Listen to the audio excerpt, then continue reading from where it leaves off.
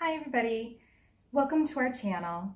My name is Sarah and I am an ex-Jehovah's Witness. Thanks so much for joining me today to hear my story, my experience growing up as a Jehovah's Witness. My parents became Jehovah's Witnesses when I was around 4 years old. They were newly married. My mother had me when she was about 19, and my stepfather came into the picture when I was about 3 years old. He later adopted me, so my stepfather became my adoptive father. My dad worked at a factory and he had a really good job until there was some sort of layoff. He and my mother had just purchased a brand new house, and there were other issues that they were struggling with in their marriage. My mother confided in her neighbor about what they were going through, and that neighbor just happened to be a Jehovah's Witness. Her husband was an elder, and soon enough, my parents accepted a Bible study. Now, my parents already had a background with Jehovah's Witnesses. My father's sister was a Jehovah's Witness, and he had some other relatives that were too. Now, my mother had a really good example of a Jehovah's Witness to look up to. Her father, which would have been my grandfather, had a sister, and she would have been my great aunt, and she embraced the organization probably in the 60s, 50s or 60s, and her husband was an unbeliever. And she continually went to the meetings, went out in the ministry, even though he was very against it. He was extremely opposed, and yet she kept going, and people really admired her strength. And I'm sure if you've been a witness for any length of time, you have heard it said that a woman who is obedient to Jehovah and who is respectful to her husband and his headship, as long as she does these things, she can win her opposing husband over without a word, just by her good conduct. And that is what my aunt did. She won her husband over. Now, I'm not sure the extent of abuse that she experienced, if there was any physical abuse, but he was pretty much known as a hard customer, and she was able to win him over, and eventually he became a Jehovah's Witness. Now, by the time I knew this couple and knew of them, he had been a witness for years, and it was very hard for me to imagine him as this abusive husband because he was just such a nice guy. I think he was even a ministerial servant or an elder. I know he served to some capacity. So my mother had that example kind of in the back of her head, that her uncle had been this really mean guy, but because of Jehovah and because of becoming a Jehovah's Witness, he had changed, and that was good enough for her. My parents accepted the Bible study from the couple across the street. They had 3 children that were around my age. I have a sister who's 3 years younger than me. So the 5 of us kids would play while this couple and my parents would study the Bible. My father took to the religion right away. He had been a military man, so he enjoyed order and just sort of the way that the organization was ran, with everything in unity. I think it really appealed to his personality. And right away, he was ready to make changes. He had been a smoker. He had long hair, but as soon as my father read the truth book, I don't have the truth book here. But as soon as he read it, he was ready to make changes. So he cut his hair, he quit smoking, It was a very intense period of time for him. And during that time, he also had his father and stepfather pass away within just, I think, a month of each other. So it was a lot of pressure on him. And he did end up having kind of a breakdown. Well, during that time, my mother, she had to reach out to people to help. And then my father, got better. And I think that whole experience just reiterated that they felt they needed Jehovah in their lives, because they just couldn't do life and all the stresses of life on their own. They needed some promise to hold on to make it through. My mother also experienced quite a lot of trauma as a young woman, as a young girl. And I'm not going to get into all that she went through, but suffice it to say, some of the things that happened to her, you just couldn't make that stuff up. And so she too struggled with depression. She just was always sort of that, sort of down in the dumps about a lot of things, about most things. So needless to say, growing up in that house, there was always an element of sadness around us, even after learning the promises that the Watchtower, wrote about in their publications. Even though we knew that eventually we would be living forever on a paradise earth, life was just really tough on my family. And so my dad was used quite a bit at this Kingdom Hall. Right after he was baptized, he was working in the book room. He was giving prayers at the meetings, handling the microphones. I believe he even read the Watchtower at one point, and this was soon after he was baptized. Now, my parents continued to have a lot of financial issues during this short period of time. My dad's job at the factory, he still was not able to get back to work for quite a long time. They were going to lose their home. So when my father got called back to work, we had to move into an apartment because the house had been in foreclosure. So they had nowhere to go. We got a small apartment. However, it was in a neighboring town. And so we would be living too far to go to the initial congregation that my parents joined. They were warned that this hall in the neighboring town was known to be a bit cold, a bit cliquey. Most of the people that lived in that congregation were related in some way. And if you were not in that family or related in some capacity, you were not treated as one of the group. My parents really didn't have a choice. There wasn't a lot of places that were taking in people with the bad credit history my parents had. So my parents ended up moving anyway. I would have been about 7 years old at this point. I had spent my kindergarten and first grade in this other town, and so now it was time for me to change schools. And as you can imagine, that was very traumatic for me. I was a very serious and sensitive child, so this affected me quite deeply. I was leaving all my friends behind, and this new town that we moved to did prove to be not as friendly. I don't know if we went into it just kind of imagining that because we were warned, or because it was truthfully not as friendly and outgoing of a group. Our last hall that we were at was quite small and very tight-knit. Well, this new congregation was not that way, at least not toward us. Now, my father kind of got counseled right off the bat. The brothers were astounded to find out that my father had chosen to take a position where he would be working evenings and he would not be taking his family to the meetings.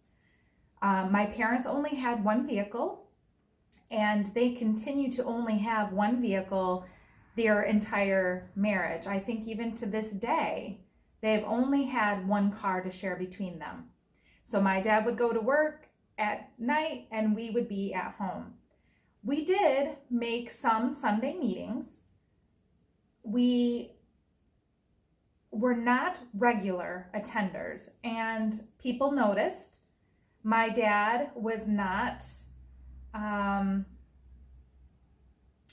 he was very faithful to his beliefs. He just wasn't faithful in the way that the organization wanted him to be. This was a guy who would go in an hour early to work and set out his magazines because he had his own magazine sort of route. He had his own territory where he worked. And he had Bible studies with people, and he talked, and he was persecuted and ridiculed for his beliefs, but he was heartfelt. But the brothers didn't like that he did not attend book study. They did not like that he missed Thursday night meetings. My dad was not in the theocratic ministry school, but he was never missing from Saturday service. He was hardly ever missing from a Sunday meeting. My mother had never been very active as a Jehovah's Witness. She, like I said, struggled quite a bit with depression.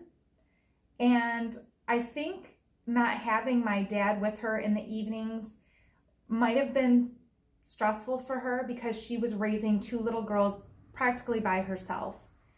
My dad was active out in service on Saturdays, and sometimes I would go with him and my little sister, but my mother rarely did.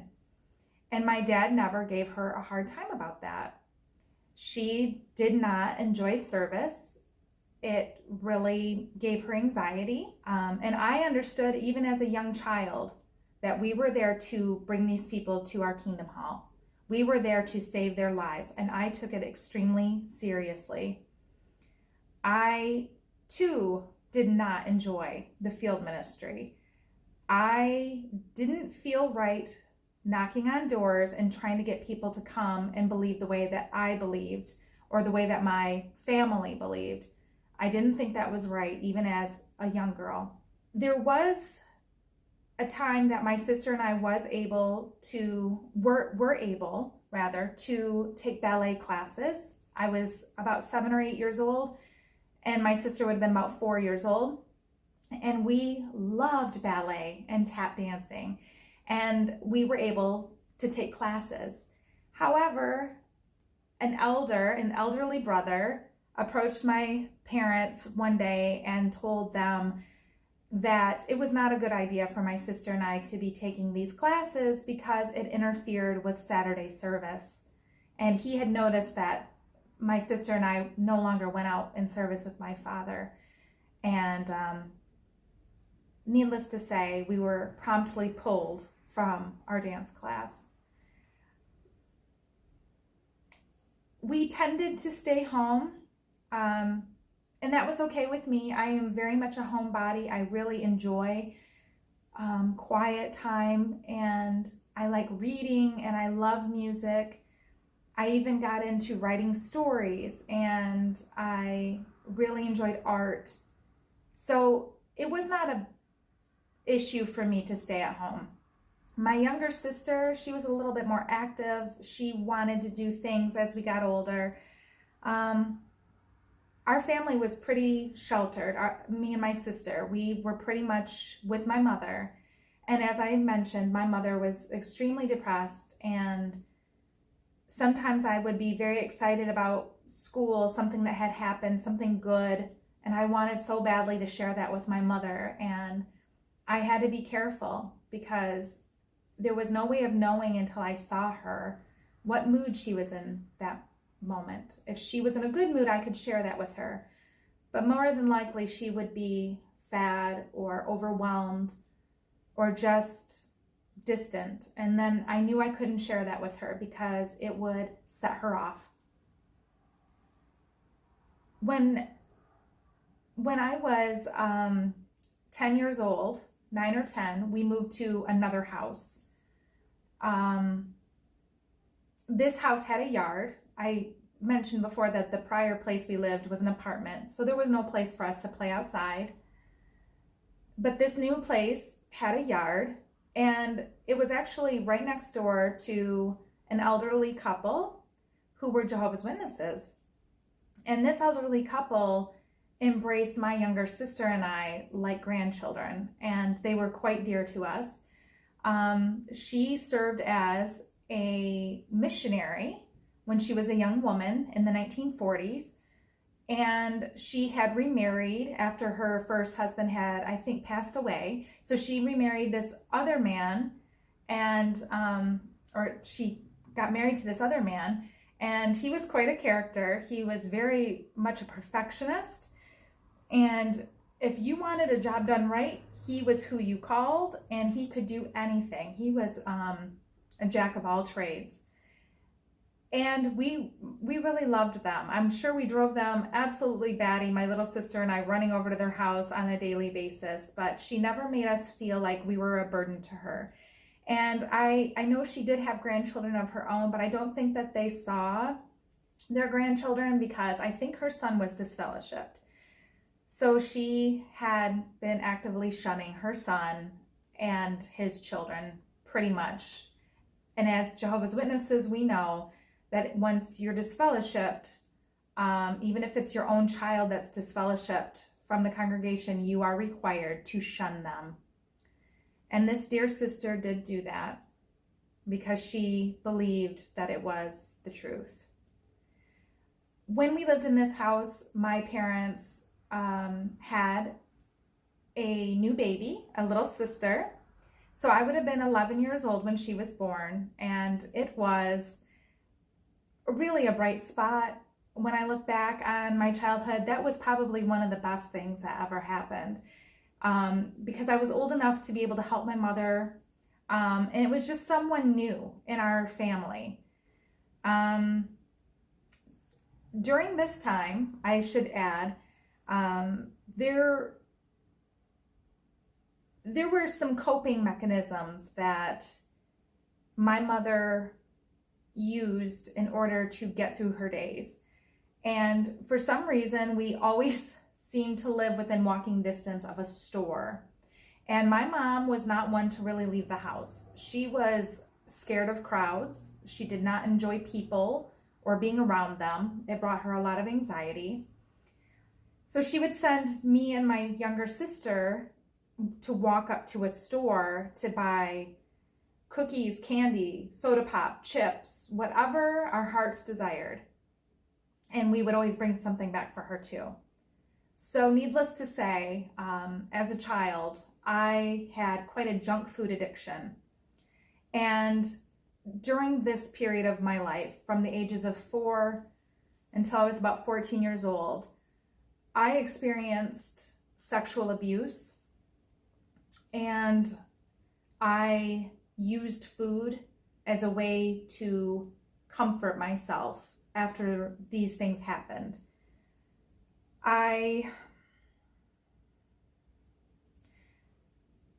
When I was about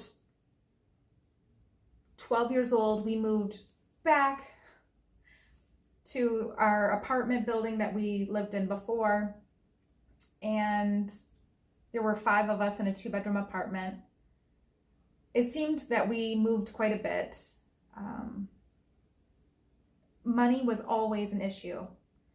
And my dad had a good job, but there was just a mismanagement of money. And again, Jehovah's Witnesses don't believe in saving for the future.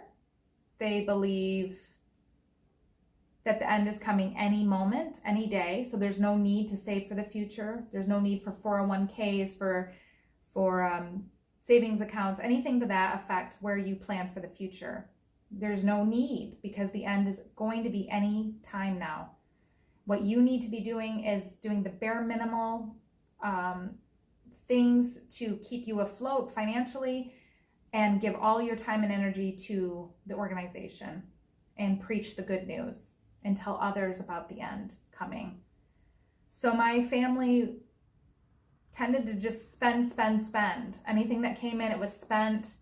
And I couldn't even tell you what it was spent on, because it's not like we had an elaborate home. We didn't drive elaborate cars. We didn't have nice things, really. So I'm not sure where the money went. We eventually moved again. This time it was into a townhome where there were lots of kids that I knew from school. And my dad continued working second shift. My mother sank deeper into her depression, where she wouldn't leave the house. And I just remember her just not hardly functioning. She didn't go to meetings, and it got so bad that the brothers were asking sisters from our congregation to call on my mother and study with her to bring her back in. And my dad was being counseled by brothers to please get a job where he could work and bring his family to meetings. But my father had this really good job, and he said no. Living in this place, there was lots of kids my age to hang out with. And so my mom started letting my younger sister and I kind of hang out with these neighbor kids that were worldly. So I got to I got to experience what it was like to be a regular kid for some period of time. Of course, there was no extracurricular activities. There was no dances. There was, I couldn't do the things that most kids could do. Of course, no holidays either. But I got to hang out with some kids and kind of just, rub elbows with them and sort of see what they had going in their lives. And it was really fun. And I made some friends that I still have to this day. And we keep in touch on Facebook. I took on the responsibility of trying to get my younger sister to the meeting with me. I did a lot of housework. I was doing housework from the moment I got home. I would start housework, I would start dinner, I would get my homework done, and then there would still be laundry to do. So, and my mom was just sort of on the couch, and she would tell us what to do, and we did it because we had to do it. We didn't really have a choice. That was how it was. When I was a senior in high school, we moved again. This time we moved to a house that was way out in the country. And lo and behold, there was a party store right across the street. So there was no more walking far away to get goodies from the store to feed our wounded spirits. We were just able to walk across the street and get our fix. It was in this house that I realized exactly how much my parents' depression, my mother's depression, and my father's absence was really affecting me as a person. Life was just uneventful. I had aspirations. I wanted to be a writer. I wanted to travel. I wanted to meet people. But it felt like I didn't have the opportunities to even explore these avenues. I got good grades in school because I loved to learn. But again, just living in that house with the depression and the utter sadness and the loneliness and the negativity was too much for someone like me. I couldn't. I started taking on my mother's negative feelings about things. And eventually I started attending the meetings more frequently with sisters who offered to give me a ride. I started studying with sisters. I started going out in the field ministry. And I also started fighting with my father because he never seemed to be around. And I was feeling like I was left to deal with my mom, and I was left to pick up where my mother couldn't handle the housework, the dishes, the laundry, the cooking. And my father and I didn't get along. and I was extremely overweight. So I was angry with myself because I didn't like it. I didn't like how I looked or how I felt. And yet I was in this cycle of comforting myself with food. I knew I would not be allowed to go to school, to college after I graduated. I decided to take what was then known as a skill center, like a trade school, while I was still in high school. It was free to me. And if I was able to go through with the classes and pass, then I would be able to get a job doing things like, well, I wanted to do something like graphic design or something with the arts because I enjoy that. Instead, I was talked into medical assisting, which is, I'm not really a hands-on person. When it comes to things like that, I'm sort of squeamish around needles and not really my thing. I did turn it around for myself, and there was an aspect of it that was medical transcription, and I do enjoy words, and so that appealed to me. And I tried to tell myself, I can go through this and do that part of the job, the medical transcription. I was talked into this by someone who was studying with me. She and my mother decided that's what I would do. And as I'm telling you this, I realize there's so much of my life that I was told what to do. I didn't have a say in my own future. I was told, well, this is what you're going to do, and we'll make the decision for you because it's what we want for you. I never said no. I didn't have that voice to say no. I did what I was told because that's what good Jehovah's Witness children do. They obey their parents. So I ended up going through 1 year of this program, and the next year they dropped the program. So I was not able to finish. So that was out the window. And by this time it was too late to get a new position in the school. So that was it for me, which was fine. I really didn't want to do it anyway, but it would have at least got me somewhere financially when I was able to get out on my own. I started thinking to myself that the only way I was going to escape that life would be to get married.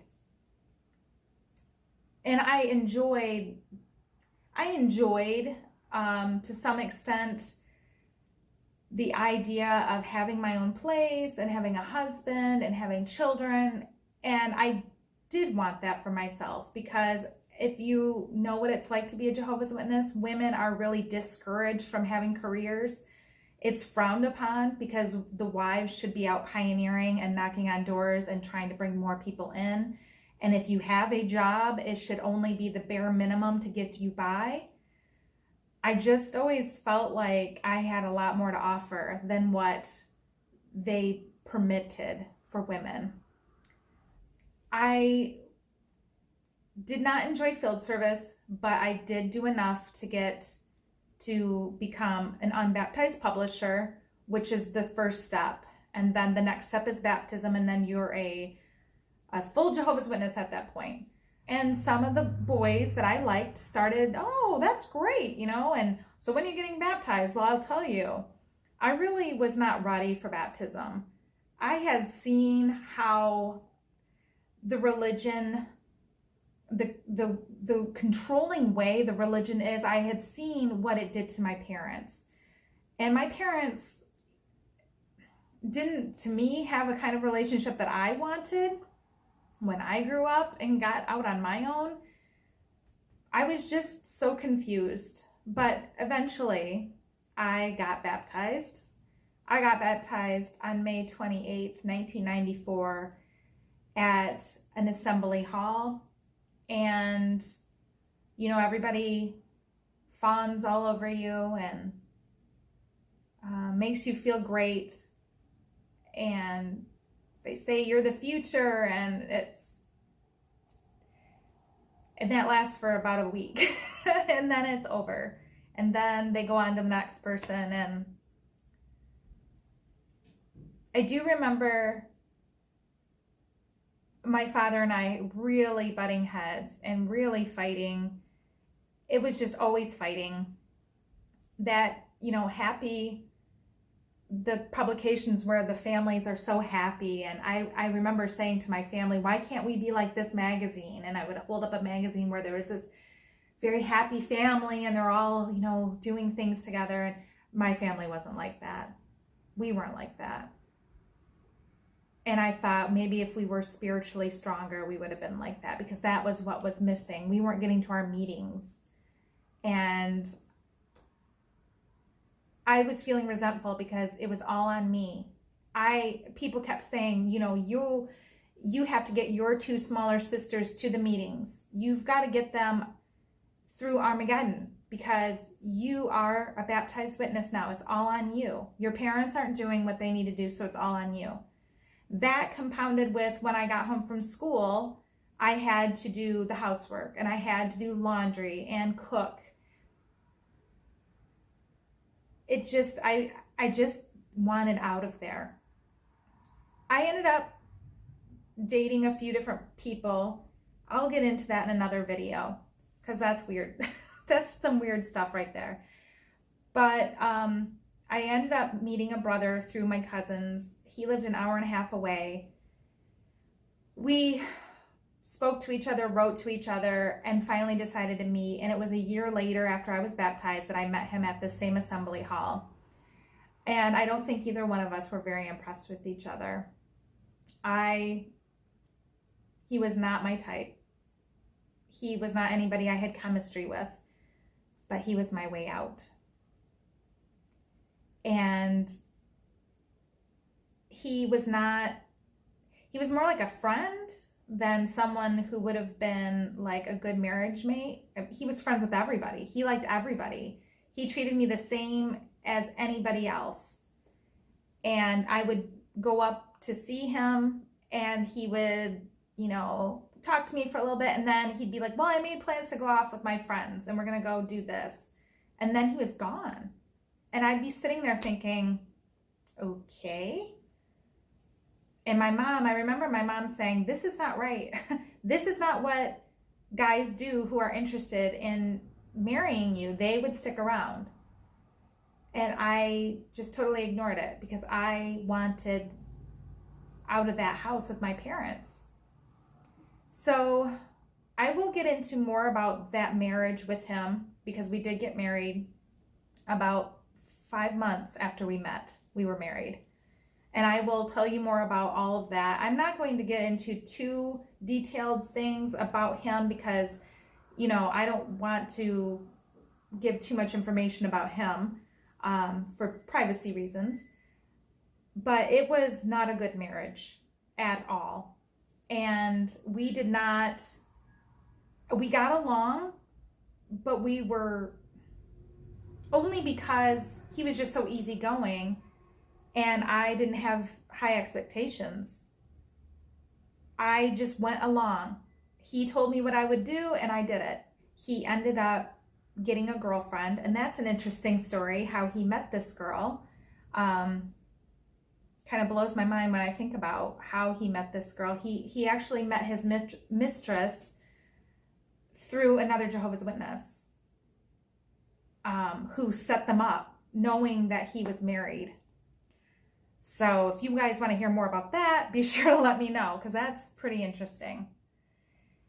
He wanted to move her in to our apartment, which, by the way, guys, I moved about 30 times when I was married to him. He had a job where he got moved all the time. He was a contractor, and so we moved constantly, like a month here, 4 months here, 6 months here, 2 days here, So that we were nomads. I mean, we just were everywhere. So we did not go to meetings during that time. Initially, when we were first married, we did, but then Our publisher cards could not follow us because we were always off and going. And so we stopped going to meetings for quite a long time. You know, we didn't know the truth about the truth at all. We still thought it was the truth, but we just thought that we weren't, you know, good enough. And we knew that we were not doing what we needed to do. We felt bad about it, but not enough to go to meetings. And yeah, so he wanted to move this girl in, and again, he told me to go, and I went. And I moved back in with my parents. And it was during that time that I became reacquainted with Ryan. And that was the summer of 1999. I was absolutely heartbroken over the betrayal, because my little life that I had tried to craft for myself was gone. And I could not fathom of how I could make it on my own. I was not given the skills to make it on my own. I had always been taken care of. I had went from my father's house straight to my husband's house, back to my father's house. I was 22 years old, 23 years old. So I was a kid. I didn't know what I was doing. Anyway, Ryan and I got reacquainted, and I had always had something for Ryan. I always just thought he was a very nice, sweet man. So I'm going to pause the video here because the more detailed situation with Ryan and I, we're going to cover that in another video. So make sure you tune in for that one, because it is pretty interesting, to say the least. And yeah. So if you guys like this video, please give it a thumbs up and consider subscribing to our channel. We'd really appreciate that. And if you do subscribe, make sure you hit the bell so that you can be notified when we do upload a new video. And I really appreciate you guys taking the time out of your busy days to watch this video. And if you have any questions or comments, please leave them below, and I'll do my best to get back with you on that. So once again, thanks so much for watching, guys. I hope you have a great day. Bye.